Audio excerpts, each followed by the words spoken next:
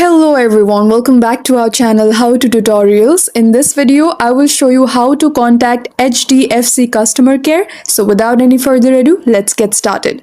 First, open the phone dialer app on your mobile. Now dial 1-800-1600 or 1-800-2600. These are HDFC's toll-free customer care numbers available across India.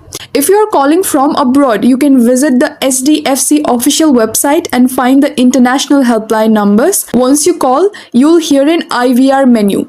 Follow the instructions and press the correct number for your query like credit card, loans or banking support. You can also use the HDFC net banking or mobile banking app. For that, you need to go to help or support section and then select contact us and either request a call back or chat with support, and that's it. Now you know how to reach HDFC customer care quickly and easily. If you like this video, please give it a thumbs up, hit subscribe and let me know in the comments if you have any queries. Thank you for watching and I'll see you in the next one.